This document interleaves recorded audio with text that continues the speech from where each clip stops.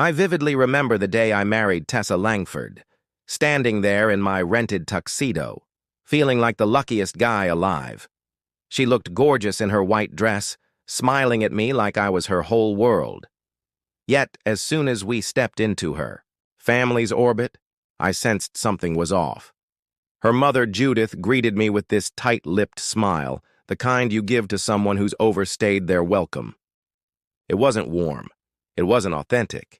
It was a mask, a carefully crafted expression to keep things polite, but I could feel her eyes weighing me up, like I was some cheap counterfeit she wished Tessa had left on the store shelf. Then there was Grant, her brother, reclining in the corner with a beer in his hand, laughing at me like he knew something I didn't. Miles used to love these family events, he'd remark, slipping Tessa's ex-husband's name into conversations at every chance he got. It was a tiny stab, a reminder that I didn't measure up. Tessa would just shrug it off, sliding her fingers along my arm. "They're just old school," she'd say, her voice light and playful. "Don't take it personally." But how could I not? Every time we visited her family, it was the same. Judith with her faux politeness, Grant with his smug comments, and Tessa acting like it was all some big joke. I'd sit at their lavish meals, pushing food around my plate, trying to make small talk while they shared stories about Miles, like he was some golden ghost they just couldn't let go of. Miles knew how to operate the boat, Grant would say, beaming at me as if I'd never touched a lake in my life. Miles always brought the best wine, Judith would add, her tone cutting enough to shatter glass. I'd nod, fake a smile. But inside, my gut twisted. I wasn't stupid. To them, I was a downgrade, a man who didn't belong in their polished, perfect world. I'd grown up in a tiny house with a dad who fixed cars and a mom who pulled extra shifts at a cafe. The Langfords? They had estates, assets, a family name they treated like royalty. Tessa was the only reason I kept showing up.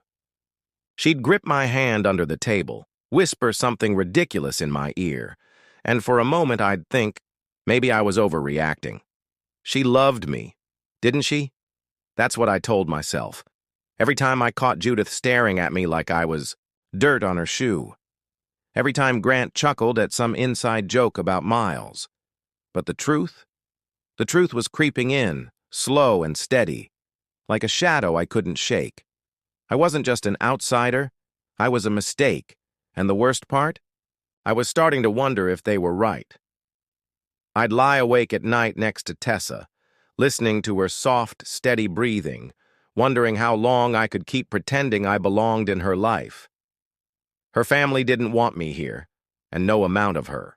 Laughter could cover that up. Thanksgiving then came Thanksgiving. And I wasn't exactly jumping for joy when Tessa asked me to join her at Judith's estate for dinner. I wanted to stay home. A cold pizza and a beer sounded far better than another night of veiled insults. But then she gave me those pleading eyes, and I caved. "It's tradition, Brandon," she cooed, all sweet and convincing. So there I was, pushing my too-tight sweater down, trailing behind her in the bitter November cold. The estate smelled like money, old money, and I felt every pair of eyes on me as we stepped inside. Judith met us at the door, her smile as stiff as ever, and led us into the dining room. And that's when my heart dropped. The table was laid out like something from a magazine. Crystal glasses, folded napkins. But it wasn't the elegance that caught my eye. It was the name card, sitting right there among all the carefully placed names in Judith's tidy cursive, Miles my stomach. Twisted. Tessa's ex-husband still had a seat at the table, like he'd never left. I stood there, throat tight, staring at it. Judith followed my gaze and with that sickly sweet smile murmured, "We like to honor tradition." I turned to Tessa, expecting her to say something, anything, to make this less humiliating. But she just smirked, a cold, knowing twist of her lips. "Mom thinks you should sign now," she said, her tone casual, like she was asking me to pass the salt. Then she slid an envelope onto my plate. My hands shook as I opened it. Divorce papers, already signed, in that same loopy cursive she used for everything. For a moment, I couldn't breathe. The room felt too big and too small at the same time. The noise of her family faded into a dull hum. I looked around. Grant smirking like he'd won a bet. Judith sipping her wine like nothing was wrong. And Tessa just watching, waiting to see what I'd do. It wasn't just a dinner, it was a setup. They had planned this, all of them. To push me out the door with a turkey leg in my hand, my chest ached with embarrassment. But I choked it down. I wanted to flip the table, yell, ask Tessa how she could do this after everything we'd been through, but I didn't. I just sat there, feeling like the dumbest man alive for believing I could ever fit into their world. The food smelled amazing. Roast turkey, stuffing, cranberry sauce, but it might as well have been cardboard. Judith was talking about some old Thanksgiving story, Miles, and the hunting trip, she said. Grant chuckled, jumping in with his own comment. They were acting like I wasn't even there, like I had already signed the papers and disappeared. Tessa lifted her wine glass, her fingers brushing mine for a second, and I pulled away. That touch used to mean something, but now it felt like a lie. I kept my eyes on that name card. Miles. How? Long had they been planning this? Had Tessa been laughing at me behind my back the whole time? I clenched my jaw.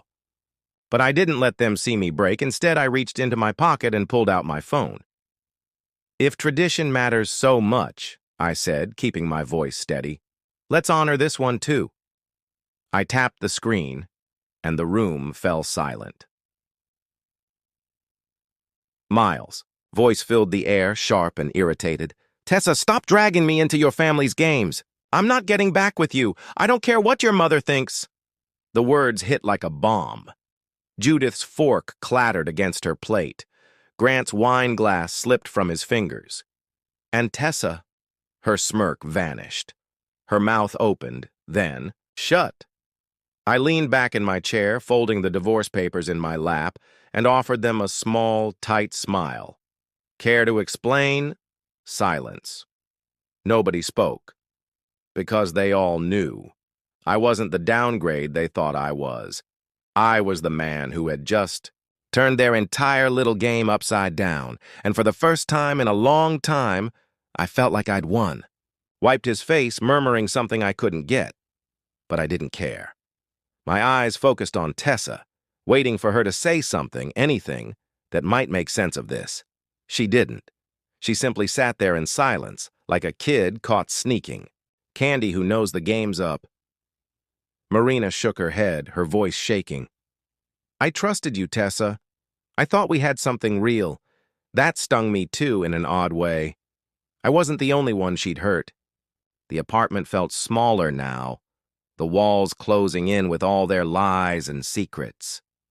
I took my phone, slipping it back into my pocket, feeling the weight of what I had just done. This wasn't just about catching her, it was about showing them. I wasn't the pushover they thought I'd been. I'd been collecting proof for weeks, tiny things I'd observed that didn't add up, and now it was all out there. Tessa's sobbing didn't move me anymore. She'd caused this mess, and I was done trying to mend it for her. The air in Tessa's room was thick with tension, the kind that makes your skin crawl. I stood there, watching her cry into her hands, yet I didn't feel an ounce of pity. Not after that voicemail. Not after everything. Judith was pacing now, her heels clicking on the hardwood floor, her face twisted up like she couldn't determine who to blame. Marina was still angry, her arms crossed tight, and Grant looked like he'd rather be anywhere else. Then Judith spun on me, her eyes wild. This is your fault, Brandon, she shouted, pointing that bony finger again. You pushed her into this. You never fit with us.